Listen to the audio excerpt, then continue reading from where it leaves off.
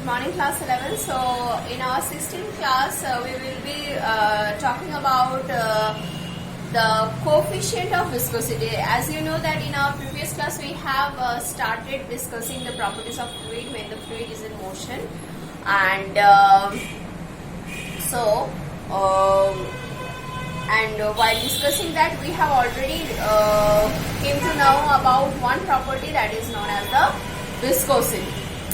And based on that, today we will be discussing the coefficient of viscosity.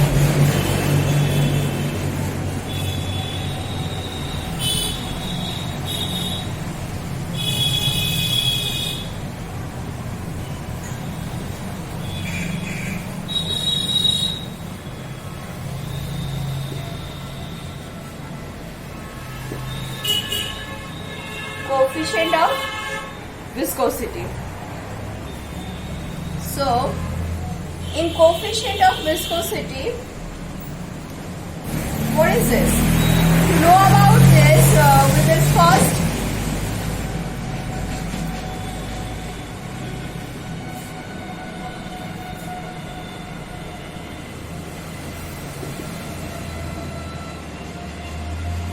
we will first talk about that. As you know that we can consider the fluids, they can be considered as layers of one whole fluid flowing through a pipe can be considered as the layers of fluids. Okay, so here let us consider that one liquid. So let us talk first about the liquid. A liquid is flowing through a pipe, and we have taken the lower boundary of the pipe, and let us think that the upper boundary of pipe is somewhere very far, and here we have taken two layers, and as you know that when we will go away from the boundary, the velocity of the layers will keep on increasing up to the mid portion. So let us think that as we are going in the y direction, this is the y direction. So if this layer, let us name it as P and Q. So if layer P is flowing with velocity v, then the layer Q is going to flow with the velocity of v plus dv. So there will be a change, and that change is radial. So there will be an increment in the velocity as we will move away from the boundary. So if this layer is y distance above the boundary, and let this one be y plus dy, then here I will be introducing you one term. That term is known as the velocity gradient. Now what is this gradient? So when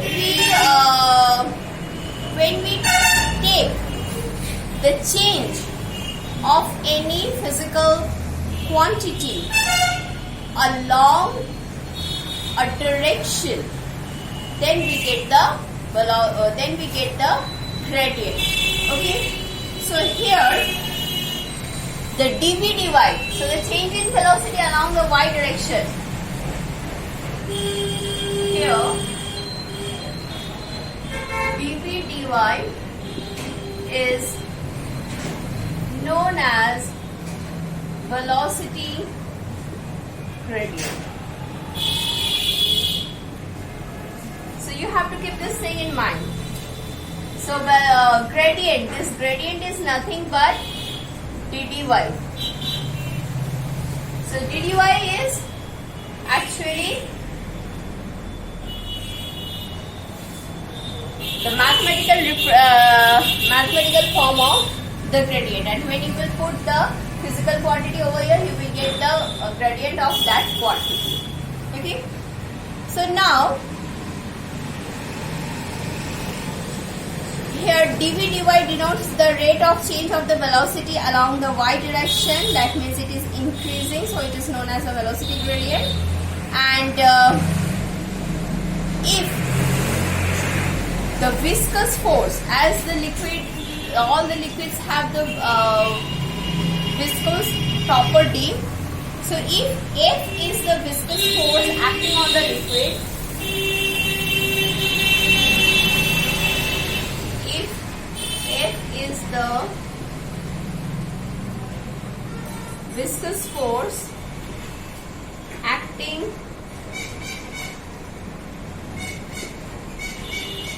on the liquid, if F is the viscous force acting on the liquid and capital A is the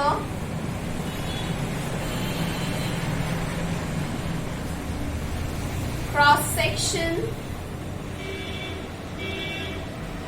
area of two layers which are in contact,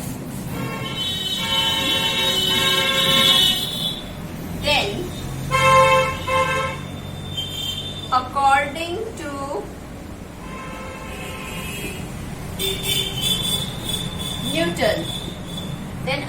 to Newton, this viscous force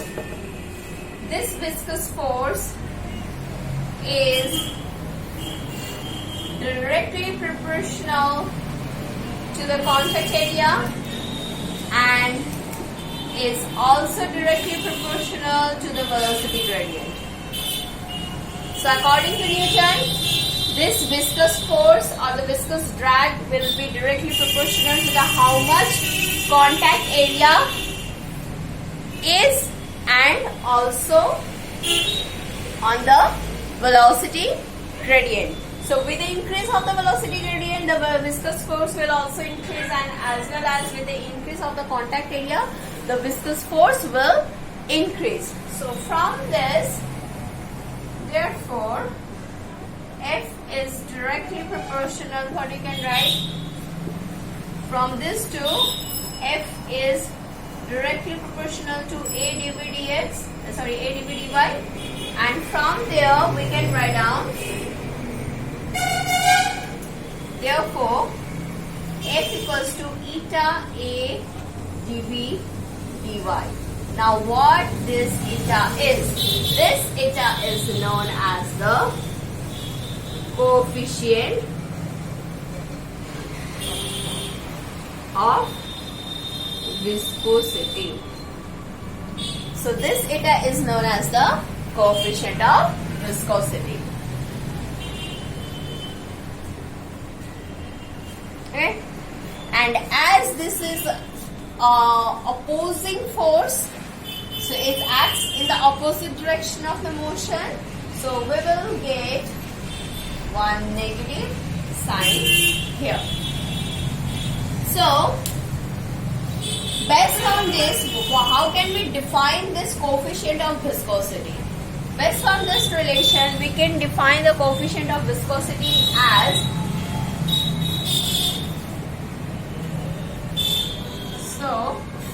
eta equals to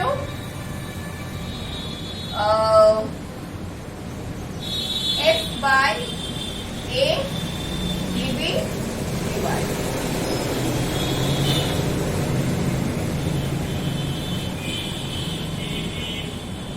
Now from this, what we will get? We will get that therefore coefficient of viscosity of fluid can be defined as the tangential viscous force. This viscous force actually acts in the tangentially in the opposite direction of the motion. So the coefficient of viscosity of a liquid can be defined as the tangential viscous force which maintains a unit velocity gradient between the two layers of unit contact area. Okay, so once again, the coefficient of viscosity of the liquid can be defined as the tangential viscous force which maintains a unit velocity gradient between its two parallel cross section area. So how we are actually defining this?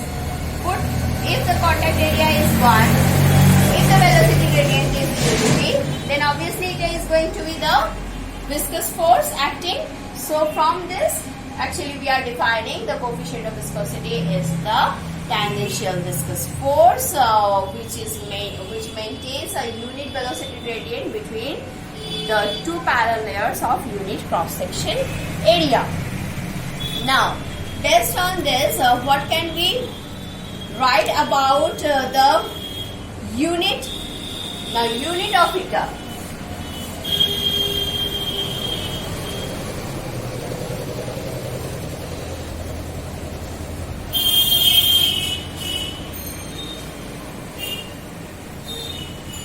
So, unit of eta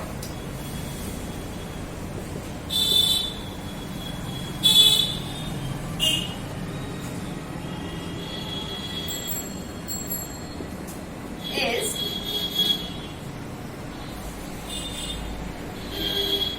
poise.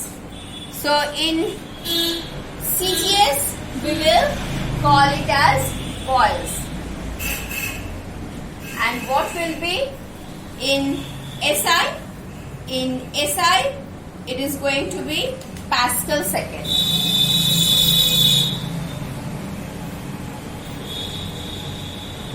Now what will be the relation between the poise and the Pascal second? So the relation between poise and Pascal second is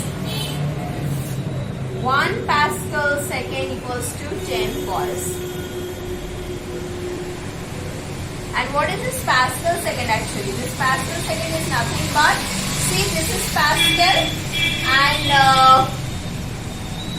force per unit area, and we are getting the and dV dy. So this is meter per second by meter. Meter will get cancelled and you will get the second. So that's why we are getting Pascal second. So this Pascal second can also be written as 1 Newton per meter squared second. Actually we have just split it the Pascal into Newton per meter squared. Now this Pascal second, this unit is also known as Poisson.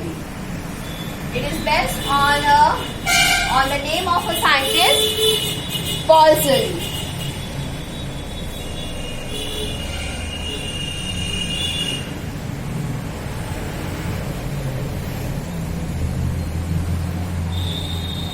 So Poiseuille,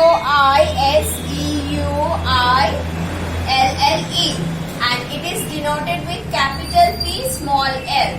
So this 1 Pascal can also be written as 1 capital PL. So 1 Poiseuille, 1 Pascal second, 1 Newton second per meter squared is actually equals to 10 poise. Okay. So from this, if I will be finding the dimension, then dimension can also be found with the help of this relation. Therefore, dimension of eta is actually equals to, let us put, this will be mass L T minus 2 by L square by L T minus 1, and for this L.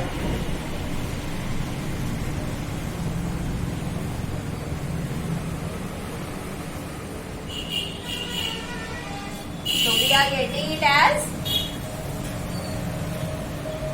M L inverse M L inverse T minus 1.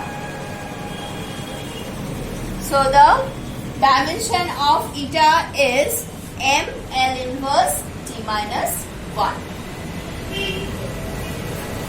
So in my previous class I have told you that this viscosity is, this property is due to the viscous drag, which is nearly equal to the kind of friction what we have learnt in our previous classes. Why? Because friction was also a kind of resistive force. This is also a kind of resistive force, but they differ. How? In solid friction and the viscosity, both opposes motion, whereas there is a relative motion and are due to molecular attraction. So here we have seen that whereas the viscosity, there is a relative motion and are due to the molecular attraction, but whereas the solid friction is independent of the contact area, whereas the viscosity is proportional, is directly proportional to the surface area of the layers which are in contact. And also the solid friction is practically independent of temperature, but here we will find that the viscosity is not independent of temperature. So the viscosity, the property of viscosity decreases with the increase of temperature. Now there was one scientist known whose name was Stokes. So based on his name, actually the full name is George Gabriel Stokes. So based on his name, there is one law, that is the Stokes law, which is going to be our next class topic. So today what we have learned about the coefficient of viscosity. It is the proportionality constant which comes so when the scientist Newton has found that the viscous force, the opposing viscous, tangential opposing viscous force is directly proportional to the contact area between the two layers which are in contact, and also is directly proportional to the velocity gradient. Yes, today you have also learned about the new term, a new concept, that is the gradient. So practice this, and in our next class we will be talking on the Stokes law. Till then, thank you.